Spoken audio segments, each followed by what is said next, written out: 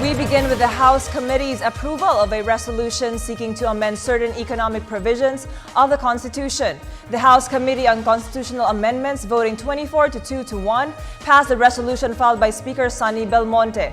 The approved resolution will be forwarded to the House plenary for second reading. More details from Freddie Abando. The initiative of Speaker Feliciano Belmonte in pushing amendments to the economic provisions of the Constitution hurdled its first test.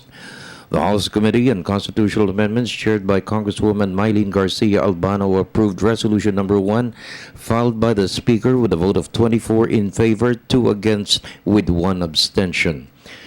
With the vote, there having been a vote of 24 in favor, 2 against, and 1 abstention, the motion is carried. H1 is approved. Committee Secretary is instructed to prepare the committee report recommending to the plenary the adoption of RBH1 subject to style.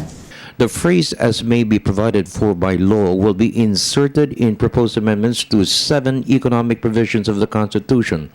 These provisions are restrictions on land ownership, stakes in public utilities, media, advertising, and education.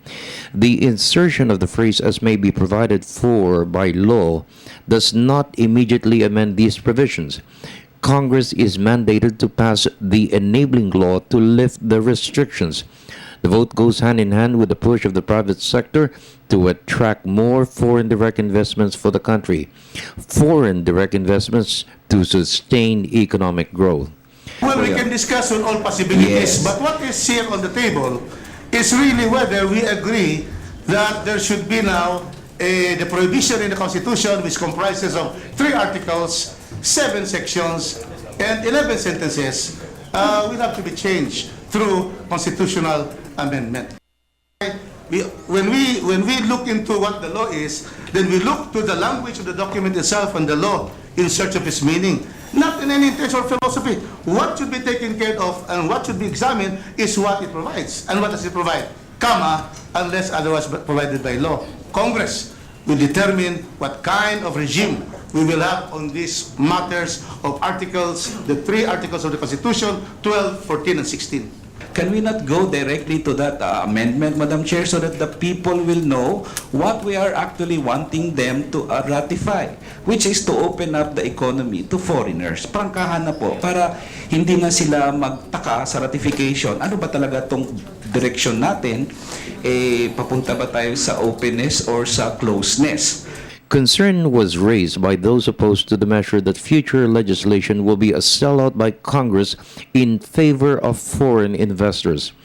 Bayan Muna Party List Congressman Nery Colmenares reiterated his motion for a national consultation to inform and educate our people on what the changes will mean to the country. Colmenares had the support of Congressman Rodolfo Biazon. What would the consultations be if we've already voted, Madam Chair? That is why I object to the motion, Madam Chair. I feel very strongly in what our Constitution would be. In the 8 coup attempts to overthrow President Aquino, there were 2 proposals. One, to go back to the 1935 Constitution or adopt the 1973 Constitution. Those were the proposals of the rebel soldiers at the time.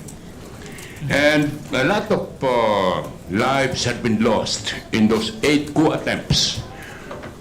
Lives of our soldiers on both sides, lives of Filipinos, bystanders, and that's the reason why I had always been asking our political leaders, when I was still a soldier, to give your soldiers institutions worth dying for. And to me, a soldier, I was asked to take my oath of office with the pledge to defend the Constitution of the Republic. That is the reason why I am here today. For the People's Television Network, this is Freddie Abando reporting.